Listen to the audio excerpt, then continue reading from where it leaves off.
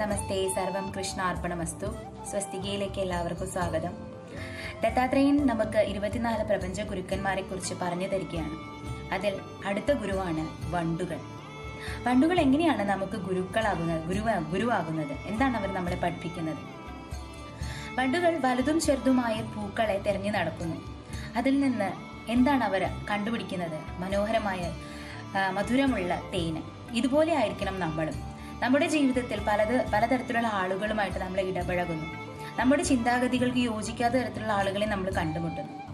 ഇവരിൽ നിന്നെല്ലാം നമ്മൾ എന്തെങ്കിലും നന്മയാണ് കണ്ടെത്താൻ ശ്രമിക്കേണ്ടത്. ഒരു മനുഷ്യന്റെ നെഗറ്റീവ്നെസ് മാത്രം പറയുക അല്ല ചെയ്യേണ്ടത്, അല്ലെങ്കിൽ നെഗറ്റീവ്നെസ് മാത്രം കണ്ടുപിടിക്കാൻ ശ്രമിക്കുകയല്ല ചെയ്യേണ്ടത്.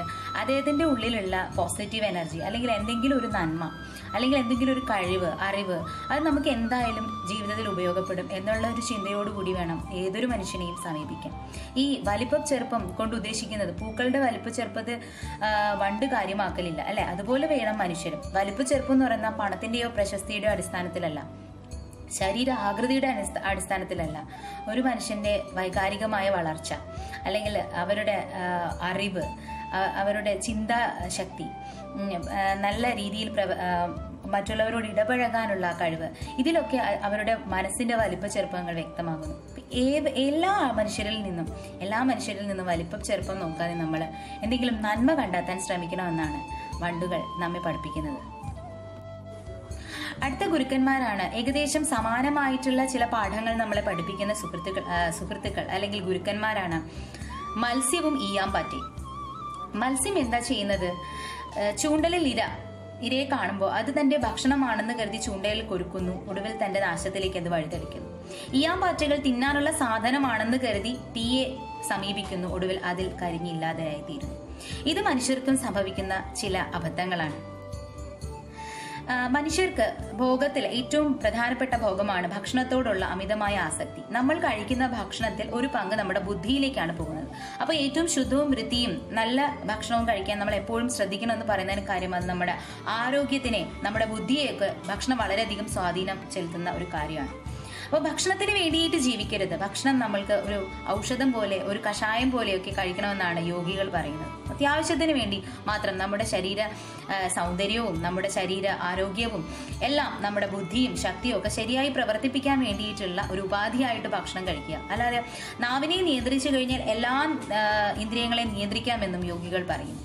അപ്പോൾ ഭക്ഷണത്തിലേക്കുള്ള ആ ഭോഗത്തിലേക്കുള്ള ആസക്തി ഒരിക്കലും നമ്മുടെ ആരോഗ്യത്തെ ബാധിച്ചുകൊണ്ട് അത് നമ്മളെ ഒരു നാശത്തിന്റെ വഴിയിലേക്ക് എത്തുന്ന രീതിയിൽ ഒരിക്കലും നമ്മൾ ഭക്ഷണത്തിനോട് അമിത ആസക്തി കാണിക്കരുത്. അതോടൊപ്പം തന്നെ ഭക്ഷണം കഴിക്കുമ്പോൾ വളരെ ശ്രദ്ധിക്കേണ്ട കാര്യം എന്ന് പറയുന്നത് നമ്മുടെ വയറിൽ നമ്മുടെ ആമാശയം മുഴുവനും നിറയുന്ന രീതിയിൽ വയറ് വീർപ്പിച്ചുകൊണ്ട് ഭക്ഷണം കഴിക്കരുത്. പകുതി ഭക്ഷണം കഴിക്കുക, അതായത് ആമാശയത്തിൽ പകുതി നിറയത്തക്ക രീതിയിൽ ഭക്ഷണം കഴിക്കുക. ബാക്കി വെള്ളവും വായുവും ഉണ്ടായിരിക്കണം. എന്നാൽ മാത്രമേ നമുക്ക് മറ്റു തരത്തിലുള്ള ദഹന പ്രശ്നങ്ങളോ അല്ലെങ്കിൽ വയറിന് അസ്വസ്ഥത അങ്ങനെ ഒന്നും ഉണ്ടാവാതിരിക്കണമെങ്കിൽ ഭക്ഷണം എപ്പോഴും ആമാശയത്തിന്റെ പകുതി മാത്രമേ നിറയാൻ പാടുള്ളൂ. മാത്രമല്ല, ഭക്ഷണം കഴിച്ചു കഴിഞ്ഞിട്ട് കുറച്ചു നേരം വ്യായാമങ്ങളോ, അല്ലെങ്കിൽ വ്യായാമം എന്ന് വെച്ചാൽ നടക്കുക, ഒരു 100 അടിയെങ്കിലും നടക്കുക.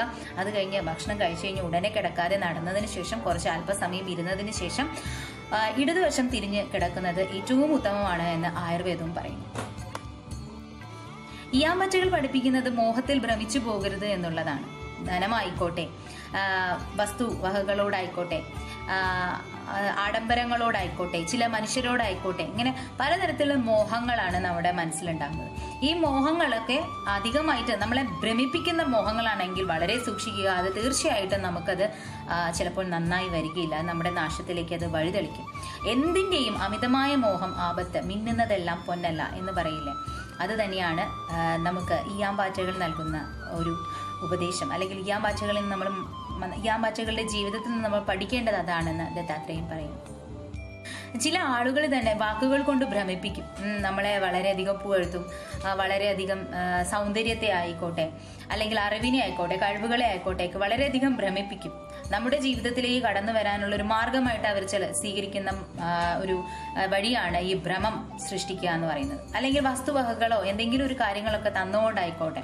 പക്ഷേ ഈ ഒരു പ്രതീക്ഷയും ഇല്ലാതെ, ഒരു ഉപാധികളും ഇല്ലാതെ നമ്മളെ മോഹിപ്പിക്കാൻ കഴിയുന്ന ഒരേ ഒരാള് പരമാത്മാവ്, പരംജ്യോതിസ്, ജഗദീശ്വരൻ മാത്രമാണ്. ആ സത്യം നമ്മൾ തിരിച്ചറിയുമ്പോൾ മാത്രമാണ് ബാക്കിയെല്ലാം ഭ്രമമാണ് എന്നുള്ള ഒരു ചിന്തയിലേക്ക് നമ്മൾ എത്തുന്നത്. അടുത്ത മറ്റൊരു ഗുരുവാണ് തേനീച്ച. തേനീച്ചകള് തേന് വളരെയധികം ശേഖരിക്കുന്നു. പൂക്കൾ തോറും കയറി ഇറങ്ങി നടന്ന് തേനീച്ച തേന് ശേഖരിക്കുന്നു.